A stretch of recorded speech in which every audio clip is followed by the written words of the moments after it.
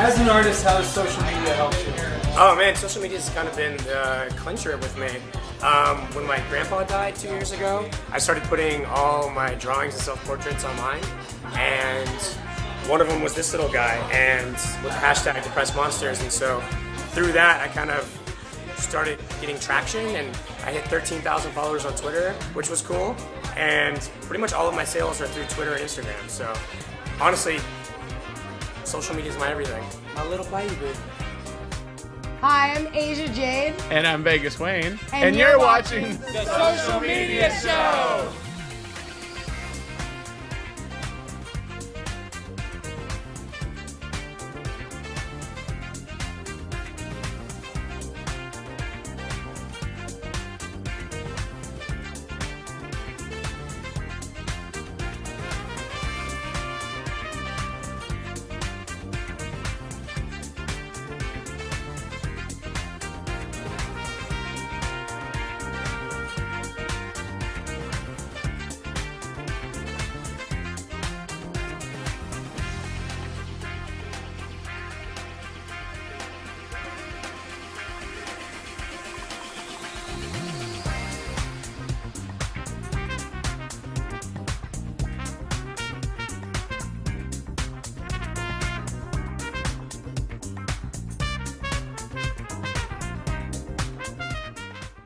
Hey guys, today we're filming at Eden Art Studio and Gallery. I'm Asia Jade. And I'm Vegas Wayne. Today we're going to be going over art and social media, seeing how they interact with each other, if you will, and seeing how people prosper from those two marriages going on.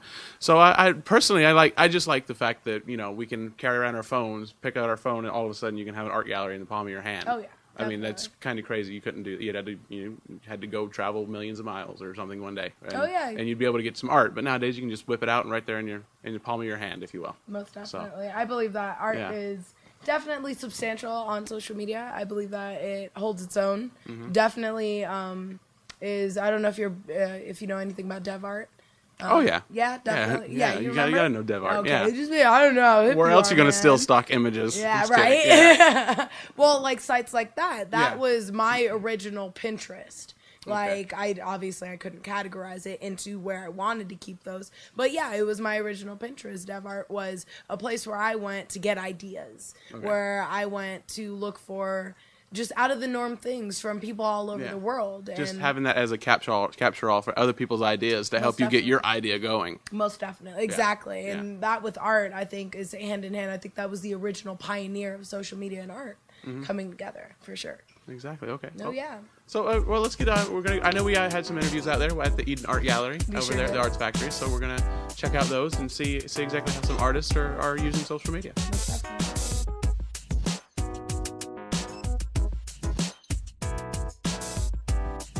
Since what's the best way that you've seen social media work for you then? How do you use social media to get your name out there, your cause and everything out there? What's the best way that you've seen it works for yourself? Honestly, I love to annoy people by putting as many pictures sometimes, like 10 or 12 pictures over the course of a day, and tagging them with a paragraph long of hashtags and stuff. But because of the wide range of art I do, you know, some of it is charity-based, some of it's based here locally in Vegas, some of it's graffiti, oil paint, acrylic, and so by keeping that large range, it's really helped to get, you know, international attention and mostly domestic attention, but it's been really, really positive for new opportunities because people are watching on Instagram specifically. But then I do what everybody kind of does with Twitter and Facebook being all linked as one. What is social media to you when it comes to art? How does it play a role into where you started and where you are now? Do you use it more? And what social handles do you use? I use it, I mean, almost exclusively for sales. I mean, we have the gallery here and we do pretty well, but social media, especially Instagram as an artist, is huge. I mean, everything's posted at Mowgli Art, hashtag Mowgli Art, and it's a way to connect with international sales, other artists, follow what my friends are doing, what other stencil artists I follow are, you know, creating. So you constantly have this like friendly competition going on between other artists that are in your same style or same medium and see what they're doing, and then you also have your own sales try to connect with everybody that is on the internet, which is Possibly anybody. Oh yeah. You've seen Instagram, because I know it's a common trend, obviously, when we interview artists, the biggest thing is Instagram. How have you seen that really help you grow as an artist, not only grow as an artist, but also add to your income as an artist, grow your business from that? How have you seen that happen? I think Instagram works well because it's visual, and we're visual artists, so it fits in well. If you're like a writer or a rapper, maybe Twitter's, more poignant because you're using lyrics. Okay. I think Instagram actually has a lot of different uses, and it's really developed my business in more than one way. Primarily, yeah, you post work, you post prints or t-shirts, and you sell them, Right. That's the most basic way.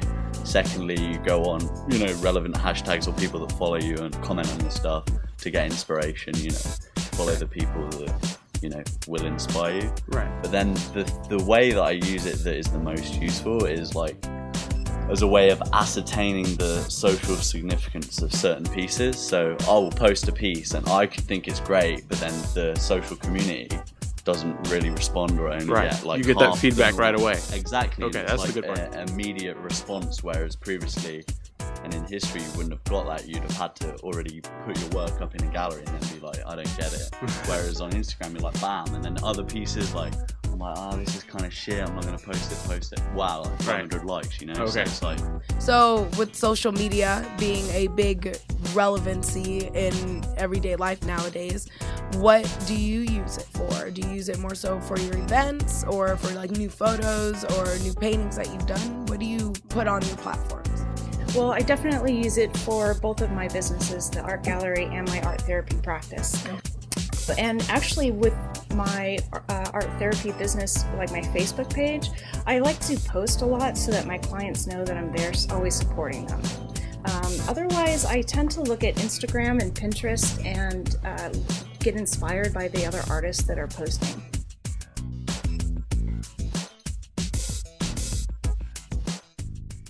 So right now we're going to get to our feature interview. Yes. We're going to sit down with some people and see how that went. I know it's going to be a great interview, so I can't wait to see what we got going on here.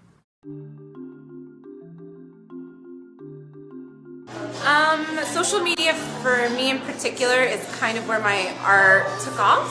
I think because I didn't have the intention to create a series of work, I made a piece and put it on Instagram, and it got great feedback. And then I made more pieces, and then I went to Facebook and posted all of them in a piece, and then that feedback was overwhelming.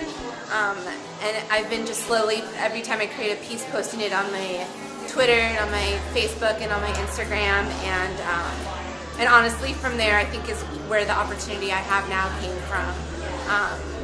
I had people comment, you need to talk to this person, like you need to, put a show together, and I think the feedback of that and hearing what people had to say and comment on my pieces motivated me to want to put it together. I could see where, being able to take an image and, put it out, or take an image and, make your own things with it, and use it as your own could come about. I personally just haven't experienced it.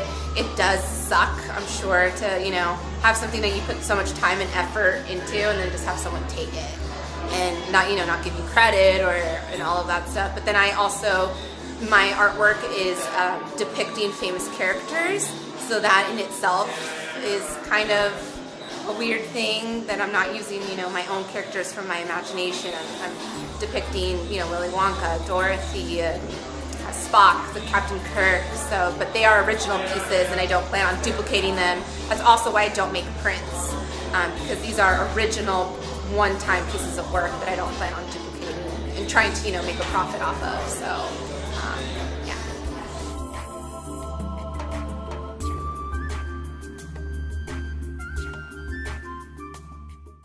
So now we're gonna go into our next segment called None Ya Business. Our favorite segment. One of our favorite. My segments. favorite segment. I anyway. like it. I like it a lot. I want to be a Muppet. I want to be a Muppet. I don't know. Which one would you be if you could be any? I don't know. I haven't thought about it I yet. would be but, Beaker. but I just want to be one.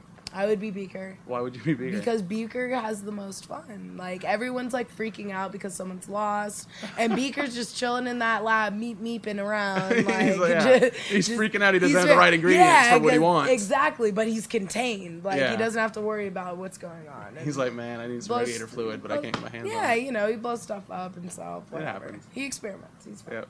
You're about to witness the world's first demonstration of fireproof paper. Here is my assistant Beaker carrying a lighted blowtorch. He will now show you how impossible it is to ignite the fireproof paper in this basket. There is no way this paper can burn. With it's fireproof paper, you'll always feel secure. Anyway, so here, check out None Your Business, the social media show. I'm down here at the Eden Art Studio and Gallery, here with some very talented artists, here to find out what's something on social media that's none of their business. So, Eden, I'll start with you. Is there something on social media that's really none of your business?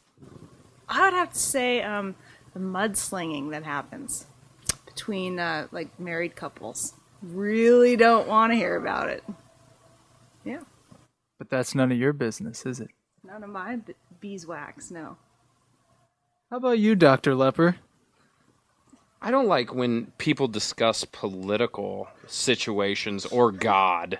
You know, your religion does not matter on my social media page, and these women that just naturally email me their half scantily clad pictures, I don't know who you are, and it freaks me out a little bit. But that's none of his business. How about you, Recycled Propaganda? What do you think? Well, what really grinds my gears is when you post a quite controversial picture and somebody feels it's a little bit too controversial, and Instagram takes it off. I think that's none of Instagram's business. Calling out the big dogs now. And Mowgli, how about you? What's something on social media that's really none of your business? Sharing lies. Sharing, like gummy bears are made of children's tears. Like, Snopes it. Like, it's easy. Just write Snopes in Google. Don't share something that's like, well, that doesn't make any sense. It's just spreading lies. Don't overshare articles that don't make any sense. That's none of my business. And now we're at the end of our show, guys. Thank you for watching. We appreciate you guys so much. Please rate, comment, and subscribe to our YouTube channel, The Social Media Show. Please go to our website, thesocialmediashow.com. If you want to learn more about the Eden Art Studio and Gallery, go to edenartstudioandgallery.com. And that's Asia Jade. I'm Asia Jade. That's Asia Jade. That's Vegas Wayne. I'm Vegas Wayne. And you're watching The Social Media Show.